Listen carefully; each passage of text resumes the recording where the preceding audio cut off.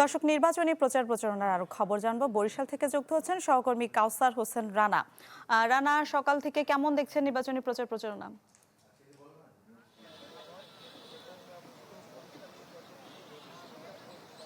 হ্যাঁ মিলা, নির্বাচনী প্রচার প্রচারণার একেবারেই বলা যায় যে কাছাকাছি ঘনিয়ে আসছে ভোটের দিনগুলো, এবং সেই ব্যাপারে কিন্তু যারা প্রার্থী রয়েছেন তারাও কিন্তু বেশ উৎসাহী হচ্ছেন। সকাল থেকে তাদের নির্ধারিত আসন যেগুলো, সেই আসনগুলোর বিভিন্ন গ্রামে গঞ্জে মানুষের দোরগোড়ায় পৌঁছে যাচ্ছেন প্রার্থীরা। তবে এর সাথে আরেকটি বিষয় জানিয়ে রাখি, এই প্রচার প্রচারণার অংশ হিসেবেই আগামীকাল বরিশালে আসছেন বিএনপির চেয়ারম্যান তারেক রহমান, এবং সেই উপলক্ষে কিন্তু বরিশালের বেস পার্ক ময়দানে এখন বলা যায় যে প্রস্তুতি নেওয়া হচ্ছে এবং অনেকটাই শেষ পর্যায়ে। বেস পার্ক ময়দানে সেখানে বিএনপির উদ্যোগে, বিভাগীয় বিএনপির উদ্যোগে মঞ্চ তৈরি করা হচ্ছে। আমরা যেটি জেনেছি যে বিএনপি নেতৃবৃন্দ বলেছেন যে আগামীকাল দুপুর 12টায় তারেক রহমান বরিশাল স্টেডিয়ামে হেলিকপ্টারের মাধ্যমে আসবেন, তারপরে এখানে এসে নির্বাচনী জনসভায় বক্তব্য দেবেন। তবে তার আগমন উপলক্ষে বরিশালের সাধারণ বিএনপি নেতাকর্মী যারা রয়েছেন তারা কিন্তু আনন্দে উদ্বেলিত। গতকাল আনন্দ মিছিল অনুষ্ঠিত হয়েছে এবং আজও বেলা 11টায় বিভাগীয় বিএনপির উদ্যোগে আনন্দ মিছিলের আয়োজন করা হয়েছে, যেটি নগরীর সদর রোডে বিএনপির যে দলীয় কার্যালয় রয়েছে সেই দলীয় কার্যালয়ের সামনে থেকে বের হবে এবং নগরীর বিভিন্ন সড়ক প্রদক্ষিণ করবে। এখানে আমরা এসে দেখেছি যে বিএনপির বিভিন্ন পর্যায়ের নেতাকর্মী যারা রয়েছেন তারা কিন্তু রাতেও যেমন এখানে এসে উপস্থিত হয়েছিলেন এবং আজকেও সকাল থেকে এখানে আসছেন এবং তারা মঞ্চের খবরাখবর নিচ্ছেন। এই ছিল বরিশালের নির্বাচনী প্রচার প্রচারণার সামগ্রিক অবস্থা। মিলা। জি, ধন্যবাদ আপনাকে।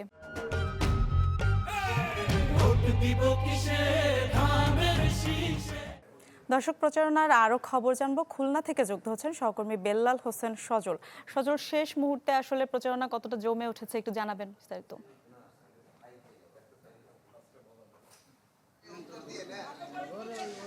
সময়ের সাথে সাথে যে নির্বাচনী প্রচার প্রচারের আমেজ সেটা কিন্তু খুলনা জুড়েই বাড়ছে। আমরা দেখছি সকাল থেকে রাত পর্যন্ত নগরীর বিভিন্ন এলাকায় প্রার্থীরা গণসংযোগ করছেন, নির্বাচনের লিফলেট বিতরণ করছেন, নানা ধরনের প্রতিশ্রুতি দিচ্ছেন। আমরা এই মুহূর্তে আছি খুলনা 2 আসনের 26 নম্বর ওয়ার্ডে, এবং এখানে আমরা দেখতে পাচ্ছি যে নির্বাচনের যে প্রচার প্রচারণা সেটি হচ্ছে খুলনা বিএনপির প্রার্থী নজরুল ইসলাম মঞ্জুর পক্ষে যে প্রচার প্রচারণা সেটি কিন্তু চলছে লিফলেট বিতরণে। এবং আমরা দেখতে পাচ্ছি যে এখানে নেতাকর্মীরা উপস্থিত হয়েছেন। একটু পরেই কিন্তু এখানে বিএনপি প্রার্থী নজরুল ইসলাম মঞ্জু আসবেন এবং গণসংযোগে কথা বলবেন, এবং এই এলাকার যে জলাবদ্ধতা সহ নানা যে সংকটগুলো রয়েছে সেই সংকটে তিনি তুলে ধরবেন, সংকট সমাধানে কি কি করবেন ভবিষ্যতে তিনি যদি নির্বাচিত হন সেগুলো। আমরা দেখেছি গতকালকে খুলনায় বিএনপি চেয়ারম্যান তারেক রহমান এসেছিলেন এবং 14 জন প্রার্থীকে খুলনা 6টি সহ বাগেরহাট এবং সাতক্ষীরার যে প্রার্থীরা রয়েছে তাদেরকে পরিচিত করে দিয়েছেন। এবং তারপরে যে নেতা কর্মীদের মধ্যে যে উচ্ছ্বাস বা উদ্দীপনা, কাজের স্পিড সেটা কিন্তু কয়েক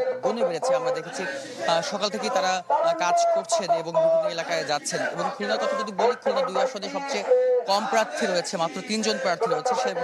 তার মধ্যে বিএনপি, জাতীয় পার্টি, বিএনপি, এছাড়া জামাতে ইসলাম এবং ইসলামী আন্দোলন 3টি দলের প্রার্থী রয়েছেন। পাশাপাশি খুলনা 6টি আসনে মোট 38 জন প্রার্থী লড়াই করছেন। এর মধ্যে খুলনা 1 আসনে রয়েছেন 12 জন প্রার্থী। খুলনা 1 আসনের সবচেয়ে বড় যে দুর্ভোগ বেড়িবাঁধ, 60 দশকে নির্মিত সেই বেড়িবাঁধগুলো যারা নির্বাচিত হবেন তারা যেটি বলছেন সেই বেড়িবাঁধ কিন্তু তারা নির্মাণ করবেন। তাছাড়া নানা ধরনের যে সংকটগুলো রয়েছে সেগুলো কিন্তু তারা নিরসনের প্রতিশ্রুতি দিচ্ছেন। বিশেষ করে আর মাত্র কয়েকদিন বাকি, 12 ফেব্রুয়ারি যে ত্রয়োদশ জাতীয় সংসদ নির্বাচনের যে প্রচার প্রচার উত্তাপ সেটা কিন্তু বেড়েই চলছে।